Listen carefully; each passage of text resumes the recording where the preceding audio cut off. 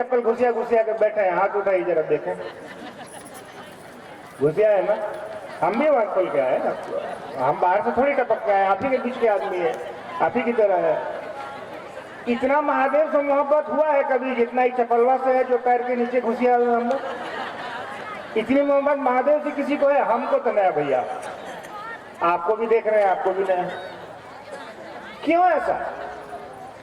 ये 40 रुपए की रिलैक्सो की चप्पल हमारे आपके मन पर इतना ज्यादा पकड़ लिया है कि बैठे हैं शिव चर्चा में, मोनू बाबू को याद आ रहा है कि मैं जुटवा तो चोरी नहीं हो गया, पिछले बार पटना गए थे, दीदी 5,000 में खरीद कर दी थी। ले सलाम, महादेव की चर्चा में बैठे हैं तो महादेव की बात, महादेव की चिंता होनी चाहिए ना, कि चपलवा की चिंता होनी चाहिए।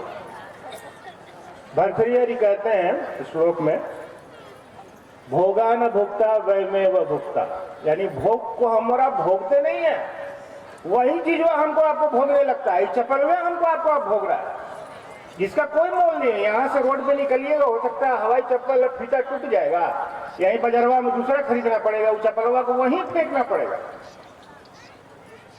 यहाँ हजारों लोग बैठे हैं, कम से कम 10,000, 12,000, 15,000 चप्पल तो होगा। आपको 15,000 चप्पल में से अपना चप्पल खोजने में कितना टाइम लगता है? अगर एक जगह कोई खोले होंगे कितना टाइम लगेगा? 10,000 चप्पल में से आपको अपनी चप्पल खोजने में 1 मिनट से ज्यादा नहीं लगेगा। 1 मिनट में आप खोज लीजिएगा। ओ बबीता गुरु पिलक्का वाला, हाँ मेरा दीजिए, इधर बढ़ाइए। 10,000 चप्पल में से एक चप्पल आप खोज लेते हैं। क्यों खोज ले रहे हैं आप?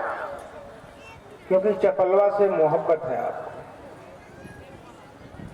उतनी भी मोहब्बत महादेव से न कभी होगी और करने की कोशिश भी नहीं करनी है, होगी भी नहीं। थोड़ा सा तो किया जा सकता है। अब देखिए 10,000 चप्पलों में वो चप्पलवा तो नहीं बोल रहा है कि हाँ बबीता गुरुबान हम यहाँ बैठे हुए, हमको ले जाइए। चप्पलवा बोल रहा है? नहीं बोल रहा है। कौन उसके प्रति चिंतित है? आप उसके प्रति चिंतित हैं। क्यों? क्योंकि आपका मनवा कहता है कि ये मेरी चप्पल है। साहब ने कहा ठीक है, तो कहो तो जरा, ये मेरा महादेव है, हे शिव आप मेरे गुरु हैं, मेरे। उन्होंने कहा जब मेरा मेरा करने से चप्पलवा तुम्हारा हो जा रहा है, चप्पल के प्रति चिंता हो जा रही है, तो मेरा महादेव कहने से महादेव के प्रति चिंता तो होनी चाहिए कि नहीं होनी चाहिए? होगी, बिल्कुल होगी। तो कम से कम थोड़ा सा ही सही अपने महादेव को याद करिए, अपने गुरु शिव को याद करिए, मन ही मन कहिए कि सरकार आप मेरे गुरु हैं, मैं आपका शिष्य हूँ, शिष्या हूँ, मुझ पर दया नहीं करिएगा।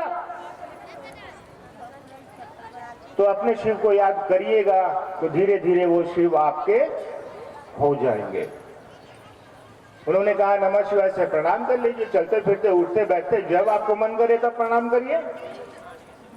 वो मंदिर वाला प्रणाम थोड़ी करना है कि मुड़ी नीचे टांग ऊपर, साष्टांग और दंडवत।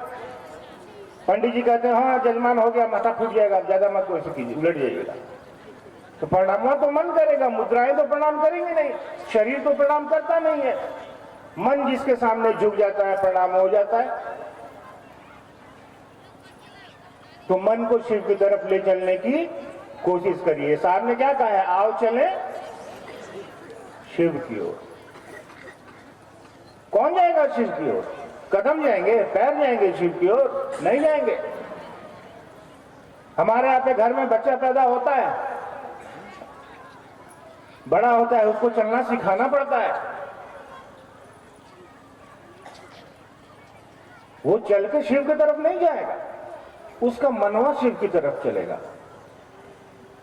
उस बच्चे को अगर धीरे धीरे हम और आप शिव की तरफ ले चलने की कोशिश करें तो उसका मन शिव की तरफ चलने लगेगा। साहब को ये बात पता है कि बच्चे पैदा होते ही चलना सीख जाते हैं 1 आध साल में, लेकिन सचमुच में किस तरफ चलना चाहिए ये सीखने में पूरा जीवन गंवा देते हैं। इसलिए साहब ने कहा है आओ चले शिव की ओर। वो जो सत्य आपको बाद में पता चलता कि आपको जाना कहाँ है, उस सत्य का उजागर उन्होंने पहले कर दिया। उन्होंने अभी ही बता दिया कि चलो शिव की ओर। तो जब अंतिम समय आ ही जाएगा उस समय सोच के क्या करिएगा कि शिव की तरफ चलना है या शिव की तरफ जाना है? अरे आप इस जीवन में अभी से सोचिए ना, ताकि आपका रास्ता सुगम हो जाए, आसान हो जाए, आपको अच्छा लगे, आप आनंदित रहिए, आप खुश रहिए। परेशानियां दुनिया में सबके साथ है। यहाँ कोई बैठा एक आदमी बता दे जिसके साथ परेशानियां नहीं है। मेरे साथ भी परेशानियां है, आपके साथ भी परेशानियां है। यहाँ आप बैठे हैं खुली धूप में, ये धूप भी आपको परेशान कर रही है। महादेव से कहा कि धूप हटा देते हैं, ठंड आ जाएगी, वो भी आप परेशान हो जाइएगा। तो परेशानियां तो जीवन का अंग है, ये प्रकृति है, ये शिव की प्रकृति है। अपने आप को शिव के साथ रखिए तो उसके मौसम भी अच्छे लगेंगे, उसकी गर्मी भी अच्छी लगेगी, उसकी धूप और सर्दी भी अच्छी लगेगी। धूप भी आवश्यक है। तो तीनों कामों को करते हुए अपने गुरु शिव को प्रणाम करिए, अपने गुरु शिव से दया मांगिए, उनकी चर्चा करिए। लोग कहते हैं कि समय नहीं मिलता है, या बहुत लोग को झिझक आती है, शर्म आती है चर्चा करने में। प्रयास करिए, थोड़ा थोड़ा टेबल टॉक करिए। कोई आपको फोन करे, वही फोन में किसी चर्चा का ही नहीं करते, करिए। बहुत लोग कहते हैं फुर्सत ही नहीं मिलता है भैया। एक बार मैं हवाई जहाज से रांची से दिल्ली जा रहा था, शायद कार्यक्रम ही था, जल्दी पहुंचना था। तो बगल में मेरे एक बुजुर्ग बैठे हुए थे, अंकल जी, बहुत सारी अंगूठी पहने हुए थे 10 उंगलियों में। तो हम सोचे कि बैठे बैठे क्या करें, 2 घंटा लगेगा, 2 महादेव का बात कर लेते हैं इनसे। तो उनको पूछे कि अंकल, महादेव को गुरु मान सकते हैं क्या? हवाई जहाज में बड़का बड़का आदमी लोग चलता है, ऐसा छोटा छोटा बात करिएगा तो बहुत कस के घूरेगा आपको, कि आपको लगेगा कि हम कितना छोटा आदमी है जो महादेव का बात कर रहे हैं। तो बगल वाले अंकल जी हमको बोले, सुटने दीजिए। वो आंख फिर बंद करके सुट गए। फिर हम एक बार टोके कि अंकल जी, महादेव को गुरु मान ना लीजिए, महादेव को गुरु मान के 3 सूत्र करिए, इससे क्या होता है एक बार देखिए ना। लाखों लोग मान रहा है अब तो अंकल जी हम पर भड़क गए, बोला अरे तमाशा करते हैं, बोल रहे हैं शांत रहने के लिए, चुपचाप बैठने के लिए, क्या डिस्टर्ब कर रहे हैं आप हमको। तो हम छोड़ दिए। हम बोले, जब एक बार बोले, दूसरा बार में हम ही डांट खा गए तो छोड़ दिया। हम भी चुपचाप कान में हेडफोन लगा के गाना सुनने लगे। कुछ दूर जाते जाते हवाई जहाज जो है ना, थोड़ा मौसम खराब होने की वजह से खड़खड़ करने लगा, थोड़ा हिलने उलने लगा। तो हम तो कान में हेडफोन लगा के महादेव महादेव कर रहे थे। बगल वाले अंकल जी का नींद खुल गया। वो हम कह रहे, हाँ क्या बोल रहे थे उस समय भाई, जल्दी से बोलिए। हम लोग कहा है कुछ नहीं बोल रहे थे, तो अपना काम करिए। यानी वो डर गया। अब डर के ये डर से व्यक्ति शिव के नजदीक जाना चाह रहा है। क्यों? कि हवाई जहाज कहीं गिर न जाए, हम कहीं मर न जाए। अरे उसको आपको पहले समझा रहे थे तो आप समझे नहीं। अब आप कह रहे हैं कि हाँ बताइए तो कैसे 3 सूत्र होगा, कैसे क्या करना है, जल्दी थोड़ा बताइए। तो डर के क्यों शिव के पास जाना? आपको तो ऐसे भी शिव के पास जाना है भैया। ऑपरेशन तो सबका होना है। शरीर में व्याधि है, शरीर में दिक्कत है, तो डॉक्टर तो ऑपरेशन करेगा ही करेगा। लेकिन एक आदमी का ऑपरेशन होगा बिना बेहोशी का सुइया दे ले, एक ऑपरेशन होगा बेहोश करके, आपको पता नहीं चलेगा। ऑपरेशन भी होगा, मजे में रहिएगा, आपको दर्द का एहसास भी नहीं होगा। तो मरना तो सबको है भाई। जो शिव का शिष्य है वो भी मरेगा, जो नहीं है वो भी मरेगा। लेकिन आप थोड़ा आनंद में रहिएगा। साहब कहते थे ना, फिकर नॉट मिजाज, जो होगा महादेव देख लेंगे। तो जब सारा कुछ उसी के नियंत्रण में है तो हमको और आपको प्रयास क्या करना है? महादेव महादेव करिए, अपने दैनिक कार्यों को संपादित करने की कोशिश करिए और महादेव को अपने दिल में बसाइए। इतने सीधे और सरल सूत्र तो दुनिया में किसी व्यक्ति ने दिए ही नहीं। उन्होंने तो हमारे आपके जीवन को ही बदल के रख दिया। जो जीवन परेशानियों में घूम रहा था, उस जीवन को उन्होंने दिशा दे दी और शिव की तरफ ले चलने की कोशिश की, जिससे कि आज करोड़ों लोग उस शिव के शिष्य हो रहे हैं और आनंदित हो रहे हैं और महसूस कर रहे हैं कि महादेव बड़े कमाल के गुरु हैं।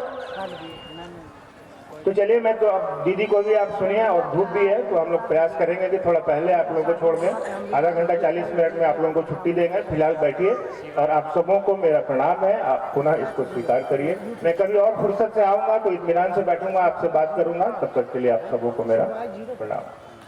आइए भाई। चलिए, मैं इस कार्यक्रम को लिए चलना चाहूंगा गुरु भजन की दिशा की ओर। अब भजन के लिए मैं निवेदन करना चाहूंगा दीदी श्वेता जी, आपसे मेरा रहे बताए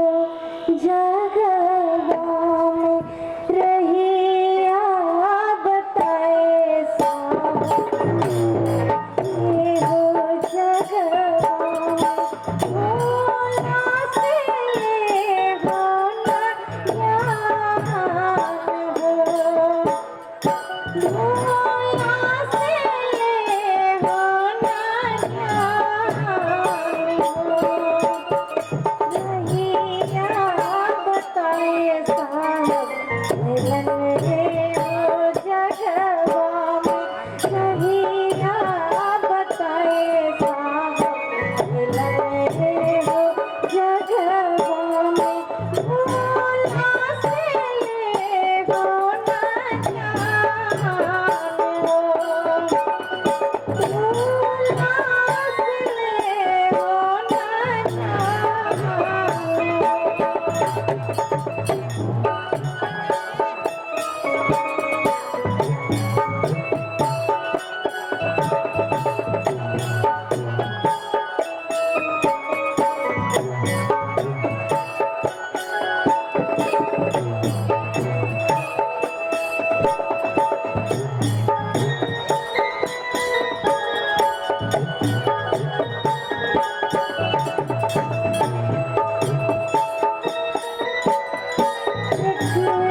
अपन कहना सब से गना इकरा के अपन कहना सब से गना इके साहब दे मोर गुमान